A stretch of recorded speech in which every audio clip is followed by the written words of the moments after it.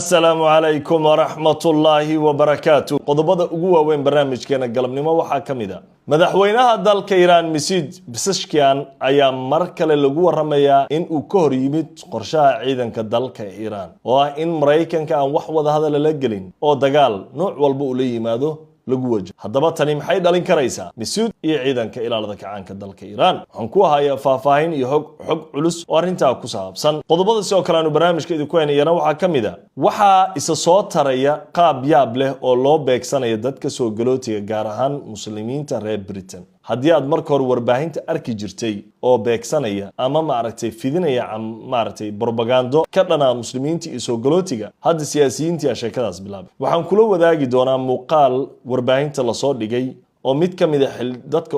raadinaya ama xilliga uu muuqaalkan soo bandhigay wuxuu raadinaya inuu xildhibaan noqdo markaas wuxuu ka gadaa dadka cadaanka ah in soo galootigu ay dhibaato ku hayaan qiyaanayaan systemka hadaba qodobkan waa muhiim la wadaag dadka Soomaaliyeed marka uu qofku imaado su'aal ku weydiyo qasam ma qof walbina su'aal uga jawaab ama xogtaada aad u sheeg meesha waxaad ku arki doontaa ninkan sidoo ula dhaqmay dadkan muslimiinta uu khiyaamayo qodobada soo kale barnaamijkan idinku weenayna waxa kamid ah wasiirka arrimaha dibadda dalka Turkiga Hakan Fidan ayaa sheegay Israa'iil inay soo dhaaftay xadkii markaana ay ku wajihi doonaan sida ugu adag ugu culus wuxuu hadalkan ku soo beegmaya xilli ciidamada culus Turkiga ay ku soo daad gureynayay goobtii ay Israa'iil weerartay ee ku taalay Idlib saldhigii ay ciidamada Israa'iil sida daran u weerareen iyo sheegay inay ka hortagayeen in halkaasi Turkiga uu saldhig ballaaran ka sameeysto laakiin durbaba Turkiga wuxuu bilaabay inuu saldhigaas ciidamadiisa ugu badnaa xalay ilaa imaanta ku soo daad guray hadaba waxaan kula wadaagi doonaa xiisada cusub ee maalinta ka dambaysa isa soo taraysa u dhaxaysa Turkiga iyo Israa'iil qodobka ugu dambeeyana waxaan idinku hayaa warbixin cajiib oo uu qoray wargeyska The Economist xogtan waa xog yaab leh waxa la leeyahay Somaliland waxay wajahaysaa halis uga imaanaysa dhanka Xuutiga madaxweynaha Somaliland Cabdiraxmaan Cirre waxa leeyahay bisha soo socota uu socdaa Mareykanka yuu la kulmaya waxaan ku hayaa macluumaad daqiiq ah oo uu qoray wargeyska The Economist qodobada iyo kuwa kale ayaanu barnaamijka ku eegi doonaa aynu ku bilowna barnaamijkeena madaxweynaha dalka Iran Mas'ud Pezeshkian ayaa ka hor yimid mar kale qorshaha ciidamada dalka Iran gaar ahaan ciidanka ilaalada kacaanka dalkaasi ma ahan markii ugu horeysay oo ay fooda isdaraan Mas'ud iyo ciidanka ilaalada kacaanka ciidanka iyo hogaamiyaha sare dalka Iran waxay qabaan in Mareykanka aan wada hadal dambal la furin cadaadis walba oo Mareykanka ka imanayana dadka reer Iran iyo dawladda Iran ay u adkaysato oo Iran dagaal kaga hortimid ama ay kaga hortagto Mareykanka ilaa inta Mareykanka uu ka joojinayo waxa Iran ay ugu yeertay gardarada qaawan ee dalka Iran lagu hayo xaaladdu markay marayso Mas'ud wuxuu leeyahay madaxweynaha dalkaas hadda waxaan leenahay buu dhahay awood waxaanan wada hadalladu ka haysanaa qayb wanaagsan oo gar iyo awood intaba aan ku leenahay sida darteed waxa ila wanaagsan buu leeyahay in dagaal aan la sii wadin ee dhinaca iyo wada hadallada aynu u weecanno oo aynu wajahno dhanka wada hadallada aan wax dagaal la gelin hadaba hadalka Mas'ud Pezeshkian waxa uu ku soo beegmaya xilli Donald Trump uu leeyahay Iran wada hadal ay rabtaa way sii daciiftay buu leeyahay ciidanka ilaalada kacaankana waxay leeyihiin Mareykanka awoodiisii military ayaan baabi'inay gantaaladii ayaa ka dhamaaday waxaan diyaar u nahay inaan dagaalka wadno xitaa haddii cunaqabataynta dhaqaale hadda Mareykanka Iran uu ku soo rogo oo sii wado annaga ayaa diyaar u ah bay leeyihiin ciidanka ilaalada kacaanka inaan beegsano saldhigyada Mareykanka uu ku leeyahay gobol hadaba hadalka Mas'ud Pezeshkian ayaa mar kale dhalinaya xaalad kale oo adag oo Iran wajahayso laakiin ciidanka ilaalada kacaanka dalka Iran ayaa hore digniin u siiyay madaxweyne Mas'ud una sheegay in uu dhinac ka noqdo ama uu la jiro ciidanka dalka Iran iyo dadka Iraaniyiinta hadaba Mas'ud markani sida aragti oo kale ayuu u soo gudbiyay ma ahan sida go'aankiisa hore ahayd inuu isaga qabo in ma aragtay Iran ay dagaal gelin laakiin waxa uu leeyahay waxa ila haboon taas oo wali muujinayso in ciidanka ilaalada ay u arkaan Mas'ud inuu yahay caqabad kale oo Iran hadda haysato lama garanayo arrinta waxay ku soo dhamaan doonto laakiin dadka arrimahan falanqeeyo waxa ay leeyihiin tani waxa ay noqon kartaa laba mid in Iran dhexdeeda khilaaf xooggan ay ka dhaxabo ama in Mas'ud xilka laga qaado madaxtinimada dalka Iran waxa awoodda ugu badan haya ciidanka ilaalada iyadoo sidoo kale go'aamada ugu waaweyn uu leeyahay hogaamiyaha dalka Iran oo si weyn dadka dawladda iyo ciidankaba ay u ixtiraamaan hogaamiyaha dalkaas Mas'uud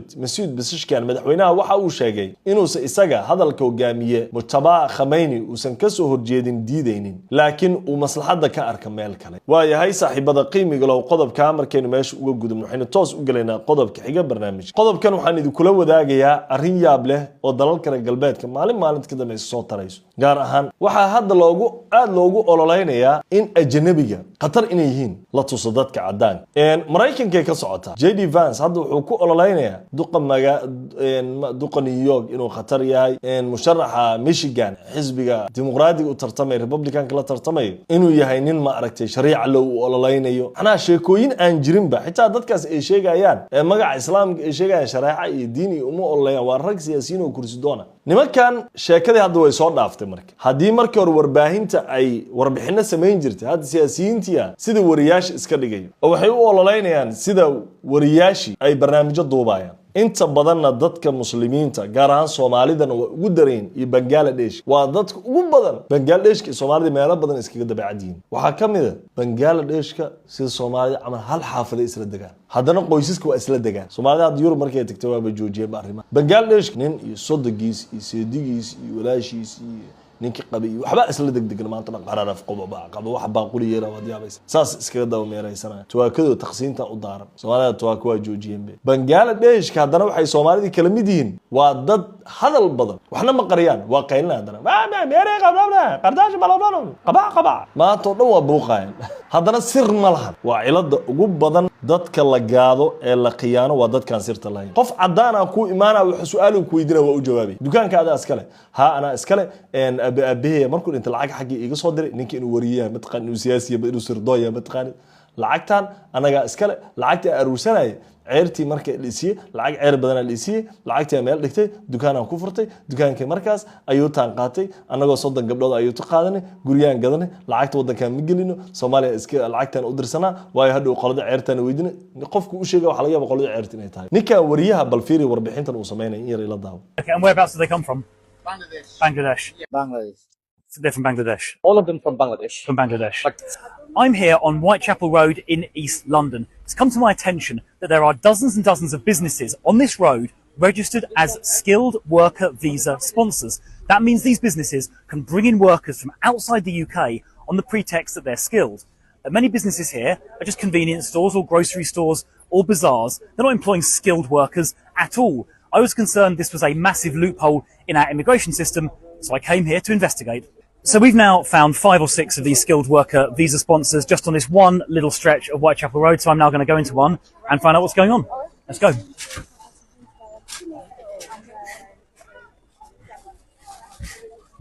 Hello, my name's Chris. I'm a Member of Parliament. I'm doing some research into skilled worker visa sponsors, and I noticed this business here,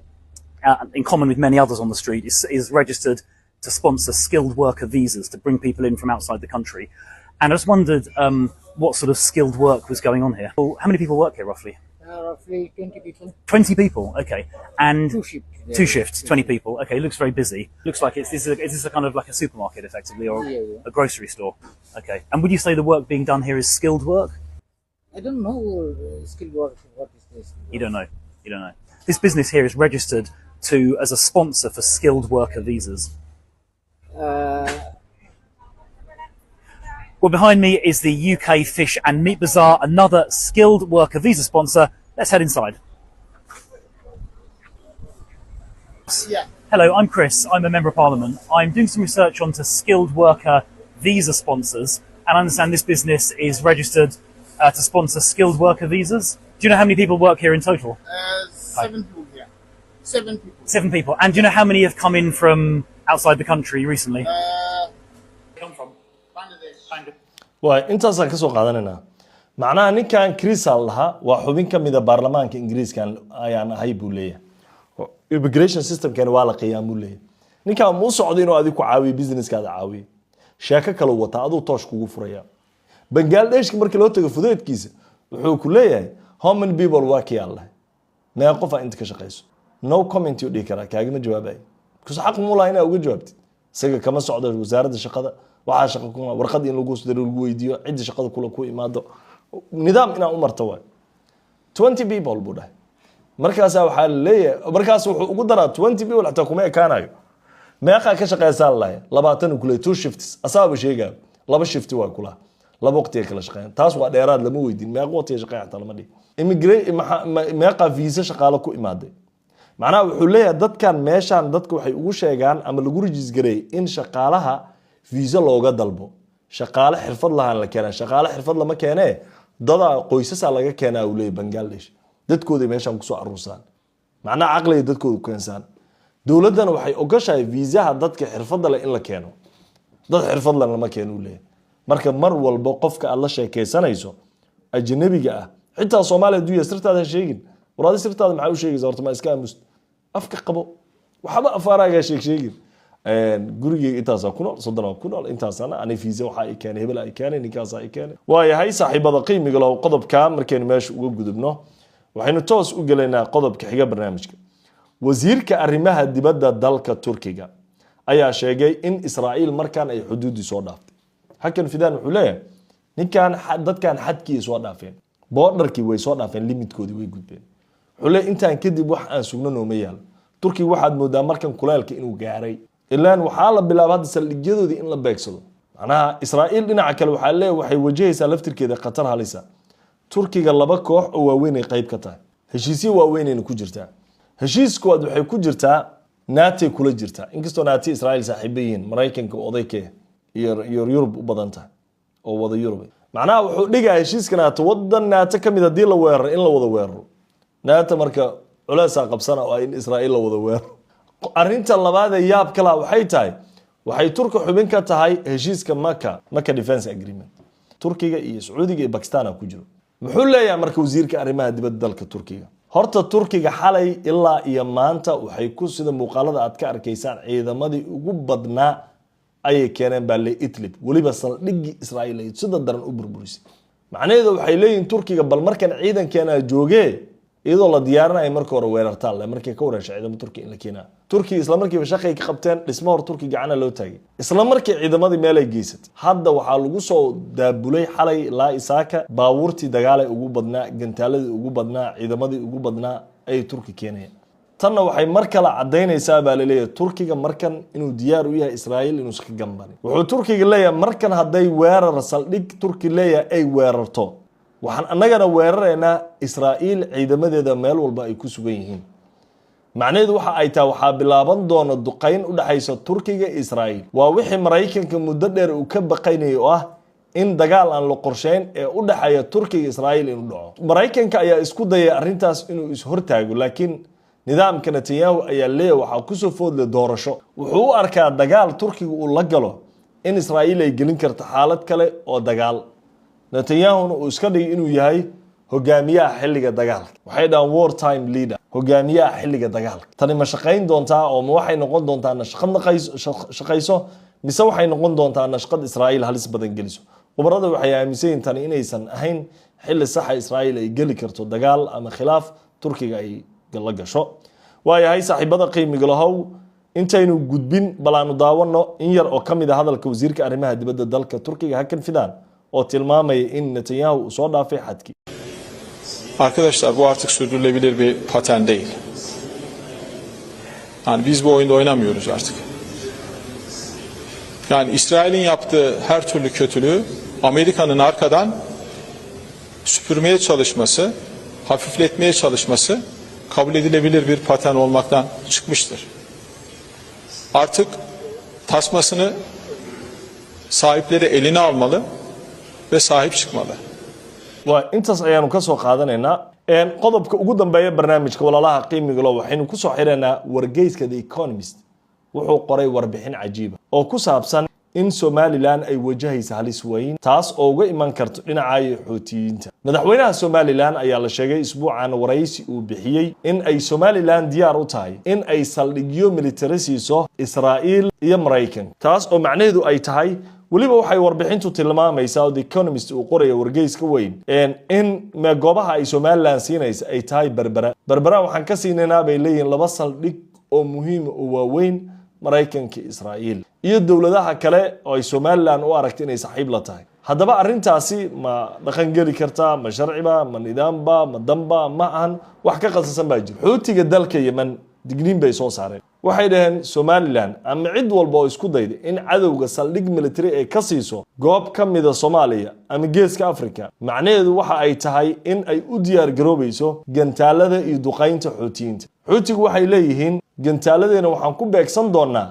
saldhig walba iyo goob walba oo cadowga la siiyo iyo ciddi siisay macnaheedu waxa waaye somalilan waxay madaxa la geli rabtaa khilaaf xuduudaheeda iyo goobaha ay joogto ka baxsan أنا مال صوماليا أم بشقة كلهين دجال كسعده أي لقط لجوس وجلنا ورجيس كدي إيكونوميست وحو أنت أكو دري مدحوينها سوماليا عبد الرحمن عرو وحو الصفر يا بيش صوص عطه واشنطن مريكن هل كاس أو شيء إنه دونيو وإيسجا دونيو دولة مريكن كمشي إنه دوني إنه لكلمه مدحوينها دالك مريكن كدونالد ترامب هدي تاسي إذا عدا waxay noqon doontaa markii ugu horeysay kulan saas oo kala ama kulan uu la yeesho madaxweyne Mareykan macnaha madaxweyne Soomaaliland ka soo yaa arinta hirgelnay ma dhaqan galaysa ma shaqaynaysa lama garanayo Trump iska daayay ma aragtay Soomaaliland hadda aqoonsi aan haysanin marka laga reebo Israa'iil oo idil laftiga dawladaha qaar aan aqoonsanin Trump Soomaalida xitaa Xasan Sheekh uu dood ka qabaaba waxa galas عسى شيء وضاد كقباب صومالي أو UN كحومين كا سومالي لو UN كوجرس كلام وحبلها no law no police no government no nothing معنا ور أفريقيا كان كلو كشك ساعة تاير الدولة دير هذه واحد كشك كذا سمع كلام مركا مرة عندهم تا يمرة عايز لما قرني مركا سومالي وحيكون قرقرت ما يسابع للي هاي صل جذا ميليتري أيو كوجر قرت ما مش خاينسة مش خاينس مقرنا قطر ما جرت أو جرت وقطر تعودي برامج